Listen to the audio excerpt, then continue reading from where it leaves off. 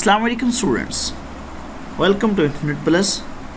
आज के इस लेक्चर में हम डिस्कस करेंगे लैपलास के बारे में। What is Laplace transform, what is Laplace transformation and it's definition. क्या है लैपलास? डियर स्टूडेंट्स, अगर आप लैपलास के बारे में सीखना चाहते हैं, लैपलास ट्रांसफॉर्मेशन के बारे में जानना चाहते हैं, तो आप इतने कंफ्यूज ना हो। लैपलास बेसिकली बजाते ख़ुद कुछ नहीं है। आप यूँ समझ लें, आपके पास एक ऑपरेटर है एडिशन। इसका काम क्या होता है? दो नंबर्स को लेता है और उनको सम कर देता है। यही काम होता है ना एडिशन का। अब आपको कैसे पता चला कि 2 और 3 को ऐड करना 5 होता है? क्योंकि ये हमें एक रूल मिल गया है कि ये जो जमा है इसने दोनों को इकट्ठा करना होता है, इकट्ठा करके हम उसको फिर लिखते होते हैं। सिमिलरली अगर मैं आपको कहता हूँ एक ऑपरेटर है derivative d/d of x square, आप क्या कहोगे कि इसका जवाब क्या होगा? 2x। कैसे? क्योंकि आपको पता है डेरिवेटिव लिया जाता है इस तरह कि पावर पहले और पावर में से एक को माइनस। अगर मैं आपको पूछूं क्यों, तो आप कहेंगे कि ये भी हमारे पास एक रूल होता है किसी भी चीज़ की डिफरेंशिएशन को निकालने के लिए। Similarly dear students, Laplace basically कुछ नहीं है, ये भी एक ऑपरेटर है जिसने फंक्शन पर अप्लाई होकर और न्यू रिज़ल्ट आपको प्रोवाइड करना होता है। यानी इसका एक फार्मूला होता है जो आप अपने फंक्शंस पर अप्लाई करते हैं और आपके पास रिज़ल्ट में एक न्यू आपका फंक्शन जो है वो जनरेट होता है या अपेयर होता है। अब मैं आपको इसकी नोटेशन बताऊंगा।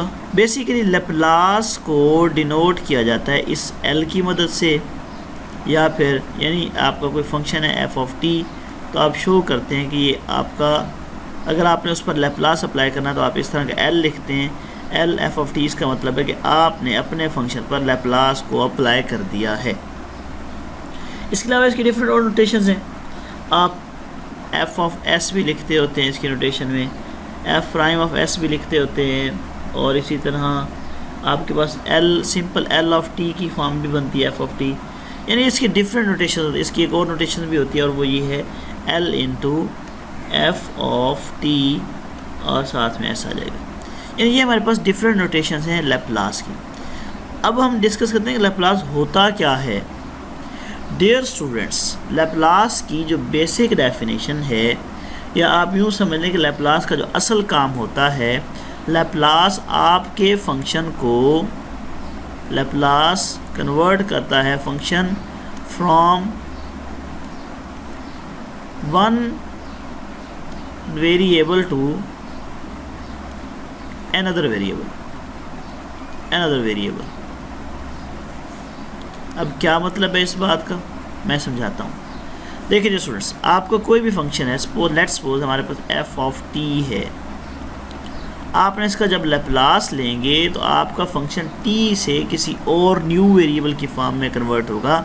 वो या तो एस हो सकता है या फिर ए हो सकता है, वो तो आप अपनी मर्ज़ी से जो भी रखेंगे उसी के अकॉर्डिंग होगा।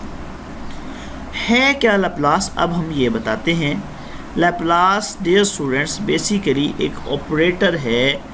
Laplace of any function f of t can be defined as integral 0 to infinity e of minus st f of t dt.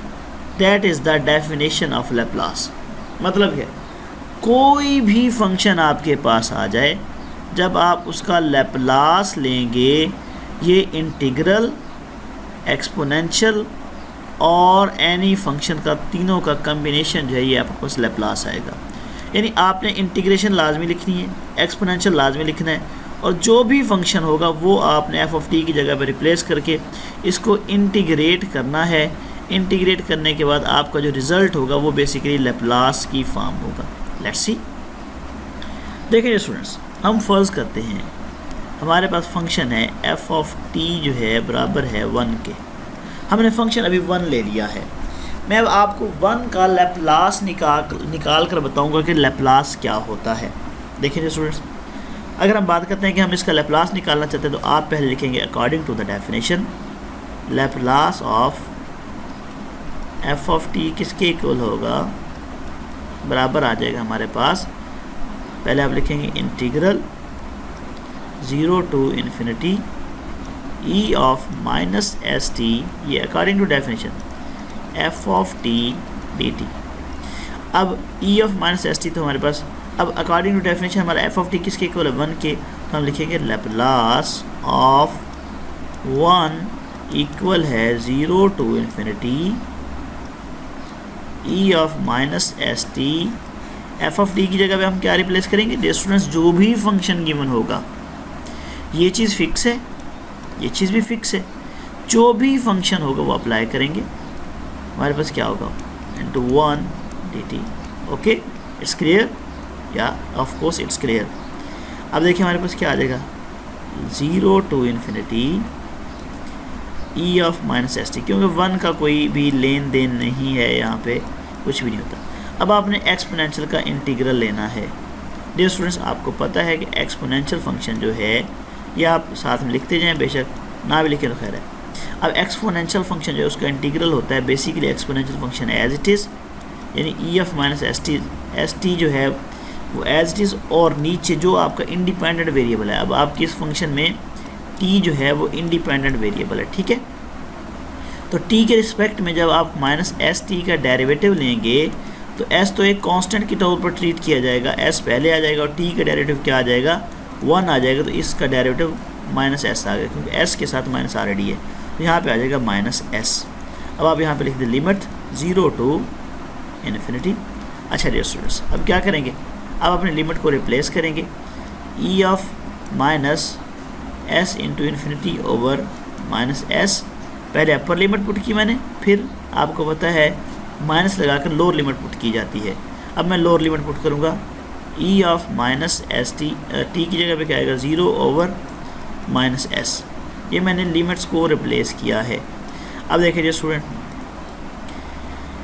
हमारे पास ये जो इन्फिनिटी है ई ऑफ माइनस इन्फिनिटी, इसको अगर हम नीचे ले जाए तो ये क्या बनेगा, minus E of minus S infinity multiply होगा इन्फिनिटी हो जाएगा, और माइनस ये हो जाएगा ई की पावर 0 जो है, टोटल ई की पावर 0 बन जाएगा ओवर माइनस एस। ओके जी स्टूडेंट्स, अब देखिए 1 ओवर इन्फिनिटी, ई की पावर इन्फिनिटी क्या बन जाएगा इन्फिनिटी, और माइनस ई की पावर 0 क्या है, ये इक्वल आ जाएगा 1 के ओवर माइनस एस। देखें समथिंग ई की पावर इन्फिनिटी होता है, ठीक है जी स्टूडेंट्स, और ई की पावर 0 या किसी भी कंपोनेंट की पावर 0 1 के इक्वल होता है, और 1 ओवर इन्फिनिटी जो है ये इक्वल होता है 0 के, और 1 ओवर 0 जो है ये इक्वल होता है बेसिकली इन्फिनिटी के, ठीक है। तो अब हमारे पास यहाँ पे क्या आ रहा है 1 ओवर इन्फिनिटी, तो इसका जवाब क्या होगा 0 और प्लस 1 ओवर एस। अब डियर स्टूडेंट्स ज़रा गौर करें आप, हमारे पास जो बेसिक जवाब आ गया है वो क्या आया है 1 ओवर एस। अब देखें ज़रा, हमारे पास लैप्लास ऑफ 1 क्या आया है 1 ओवर एस, तो that is the definition of, that is the Laplace of any 1। Okay, तरीकाकार क्या है, आपने लैप्लास बेसिकली ये याद रखना है कि कोई फंक्शन है 0 टू इन्फिनिटी, ये इंटीग्रल है, ई ऑफ माइनस एस टी है, आपने अपना जो भी फंक्शन गिवन होगा वो यहाँ पे पुट करना है, और आपने अपने फंक्शन को टोटल प्रॉब्लम को इंटीग्रेट करना है, जो रिज़ल्ट बनेगा वो बेसिकली आपके पास लैप्लास होगा ट्रांसफॉर्म की फॉर्म में, ठीक है, या लैप्लास ट्रांसफॉर्म होगा। तो उम्मीद है कि आपको समझ आ गई होगी कि लैप्लास ट्रांसफॉर्म हमारे पास क्या है। इंशाल्लाह नेक्स्ट लेक्चर में मज़ीद आपके साथ प्रॉब्लम्स को डिस्कस करूँगा लैप्लास से रिलेटेड। अभी के लिए इतना ही, अल्लाह हाफ़िज़।